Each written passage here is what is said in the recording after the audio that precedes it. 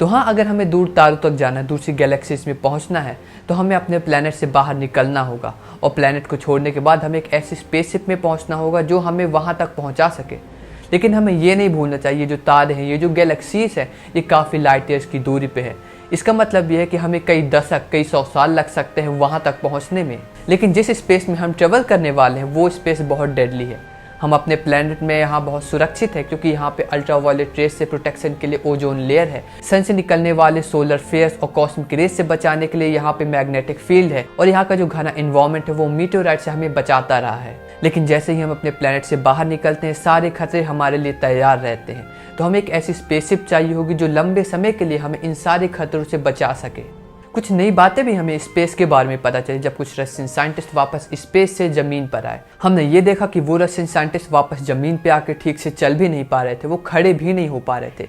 इसका कारण था स्पेस में कमज़ोर ग्रेविटी का होना। हमारे प्लेनेट में तो यहाँ एक अच्छी खासी ग्रेविटी है जो हमें स्ट्रॉन्ग बनाई हुई है, ठीक से हम खड़े हो पा रहे हैं, बैठ पा रहे हैं। लेकिन स्पेस में ग्रेविटी बहुत ही कमज़ोर है, वहाँ पे हम वेटलेसनेस महसूस करते हैं, और इसी वेटलेसनेस के कारण हमारी जो बॉडी होती है पूरी तरह वीक हो जाती है। हमारी जो हड्डियाँ हो जाती हैं वो कैल्शियम खोने लगती हैं और पूरी तरह कमज़ोर हो जाती हैं, जिसके कारण जब हम वापस ज़मीन पे आते हैं तो हम पूरी तरह कमज़ोर हो चुके होते हैं। एक बात हमें ध्यान रखनी होगी कि अगर हम वापस स्पेस पे जाते हैं तो हमें अपनी ग्रेविटी साथ में ले जानी होगी। और हम ये ग्रेविटी कैसे ले जा सकते हैं?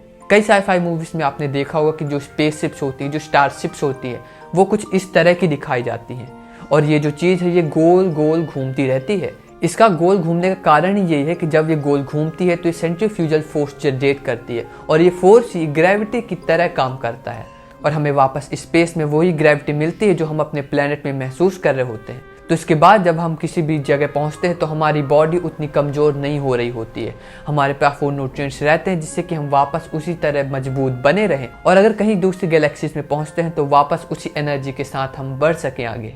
जैसे कि मैंने बताया कि ये जो स्टार्स हैं, ये जो गैलेक्सीज है, काफ़ी लाइट ईयर्स की दूरी पे है, मतलब हमें काफ़ी समय तो लगने वाला है वहाँ पहुँचने में।